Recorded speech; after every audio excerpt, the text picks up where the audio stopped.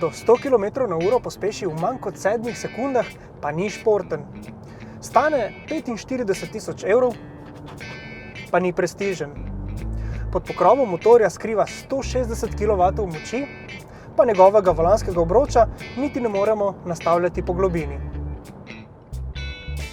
Sedimo seveda za krmilom Nissana Leafa, kljub svoji posebnosti zelo priljubljenega električnega modela.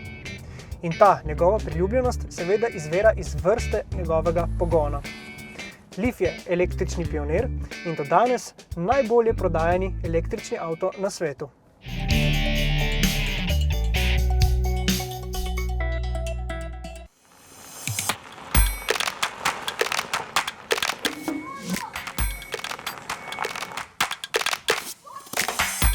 Leafu je podoba pionirja, ki jo je združeval s svojo posebnostjo v preteklosti zadostovala za uspeh. Nagovarjal je namreč uporabnike, voznike, ki so bili nekakšni pionirji električne mobilnosti. In ti so želeli izstopati. Ne le prek odsotnosti brnenja bencinskega motorja in s čudnimi registrskimi oznakami, ampak tudi s pomočjo posebne oziroma drugačne podobe oziroma karakterja svojega avtomobila. Ampak danes ne gre več le za pionirstvo. Danes je ponudba električnih vozil vse večja in uporabniki jih kupujejo tudi zaradi prihrankov pri električni energiji in udobja ter preprostosti vožnje, ki jih prinašajo. In tako se je moral Leaf nekoliko preobraziti. Samo poglejte to in pa preteklo generacijo. Zdaj je Leaf precej bolj odrasel in manj pionirsko predrzen. Je pa res, da je tudi ta druga generacija Leafa kmalu potrebovala dopolnitev ponudbe in to v smislu povečanja kapacitete baterije. No, Leaf je zdaj tako na voljo v dveh različnih izvedbah z različnima baterijskima kapacitetama, kar je v bistvu v svetu električnih vozil pri primerljivih vozilih že kar postala stalnica. Tale različica tukaj se imenuje Leaf E+. In to pomeni, da ima v primerjavi z osnovnim Leafom na voljo za 22 kWh večjo baterijsko kapaciteto, ki zdaj znaša skupaj 62 kWh. No, poleg tega pa imamo na voljo tudi 50 kW več moči. Poglejmo, kako se novosti odrežeta v praksi. Pa kar takoj primerjajmo doseg. Pri mešani vožnji s približno enakim razmerjem mestne, izvenmestne in avtocestne vožnje smo z Leafom z manjšo baterijo v povprečju naredili približno 250 km z enim polnjenjem. No, z Leafom z večjo baterijo, tem Leafom, gre do približno 340 km. Napredek je pomemben predvsem zato, ker naj bi za večino ljudi meja električnega dosega 300 km predstavljala tisto letvico, ki že pomeni, da lahko električni avto uporabljamo kot prvi ali pa celo edini avtomobil pri hiši. In res, tudi sami menimo, da je Leaf v praksi takšni nalogi z lahkoto kos. Z njim smo se vozili tudi na daljše poti, recimo Ljubljana, Koper, Ljubljana, s takšnim avtom nikakor ni težava. Tudi vožnja na relaciji Novo mesto, Koper, Novo mesto bi bila v praksi v bistvu izvedljiva z enim polnjenjem, a bi morali na svojo vožnjo zelo paziti. Tako je precej lažje, če recimo med sestankom v Kopru avto malo dopolnimo in se potem brezskrbno peljemo v obe smeri. Vse skupaj res ne traja predolgo. No, takole za predstavo, nekako srednja vrednost porabe Leafa znaša 16,5 kWh na 100 prevoženih kilometrov.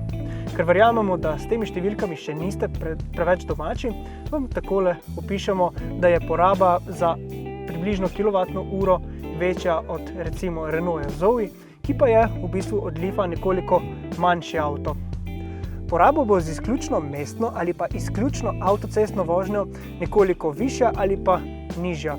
No, v mestu boste lahko vozili s približno četrtino nižjo porabo od povprečne, približno 12 kWh na 100 km. No, na avtocesti bo poraba seveda nekoliko višja, tam se boste vozili pri takšni normalni potovalni hitrosti s približno 20 kWh na 100 prevoženih kilometrov. Leaf z oznako E+ pospešuje kot kakšen športen avto, ampak v resnici govoriti o kakšni športnosti vožnje pri tem avtu nima smisla. Leaf je predvsem prvenstveno udoben in vsestranski avto, ki želi s svojim karakterjem narediti vožnjo čim bolj lahkotno, čim bolj nezahtevno za voznika. No in to počne tudi s številnimi tehnološkimi priboljški. Prvi je tako imenovan e-pedal oziroma e-stopalka. To so že pred časom v naši oddaji preizkusili kar sami gledalci in mnoge je vožnja zgolj z eno stopalko uspela prepričati. Uporabno je predvsem takole v mestih, ko se pogosto ustavljamo in speljujemo. Po drugi strani pa zelo cenimo tudi možnost izbere, ki nam jo nudi Leaf. Tako lahko vozimo tudi brez samodejnega zaustavljanja, takoj ko spustimo stopalko za plin. Tako bomo lahko bolje izkoriščali inercijo in s tem prišli do še nekoliko nižje porabe energije. Hvalimo tudi sklop asistenčnih sistemov, ki ga Nissan imenuje ProPilot. Ta združuje adaptivni tempomat, sistem za zadrževanje vozila na sredini voznega pasu ter sistem za samodejno ustavljanje in speljevanje v zastojih. Posebne omembe je vredna funkcija, ki skrbi za voznikovo varnost, če bi ta na primer zaspal ali izgubil zavest med vožnjo.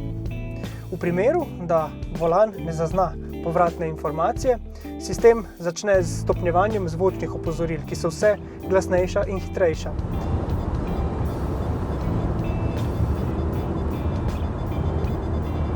Nato nadaljuje z opozorilom, ki izgleda tako nekako, kot bi se sunkovito oziroma na hitro dotaknili pedala za zavoro. Če tudi tedaj se voznik recimo ne bi predramil oziroma sistem ponovno ne zazna povratne informacije, poskrbi, da se vozilo samodejno zaustavi znotraj voznega pasu in vklopi varnostne utripalke. Sistem je pri takšnem Leafu z najvišjim nivojem opreme na voljo serijsko, no pri manj opremljenih Leafih bo zahteval doplačilo 400 evrov. To se nam glede na izkušnjo in s tem večjo varnost zdi pravzaprav zanemarljivo.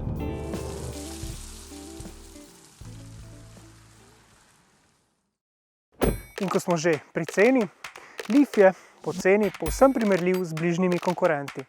Takšen z večjo baterijo, torej Leaf E+, je z vsemi nujnimi asistenčnimi sistemi na voljo za približno 45 000 evrov. Pod črto gre še vedno za nadpovprečno udoben in prostoren avto. A bojimo se, da bo o njem kdo prehitro sodil zgolj pod dejstvu, da ne gre za tako zelo evropski avto, ampak bolj značilen japonski avto. Pravzaprav je Leaf nekakšen električni dinozaver. Medtem ko gredo njegovi e-konkurenti v smeri čim večjega poenostavljanja uporabniške izkušnje, Leaf še vedno ponuja dokaj kompleksne prikaze uporabe in porabe električne energije. No, posebnež je tudi po svojem priključku za polnjenje. Še vedno ohranja tega tipa šademo. In to bodo cenili prav tisti uporabniki, ki jim je bil Leaf namenjen na začetku. In sicer pionirji oziroma tehnično bolje podkovani uporabniki.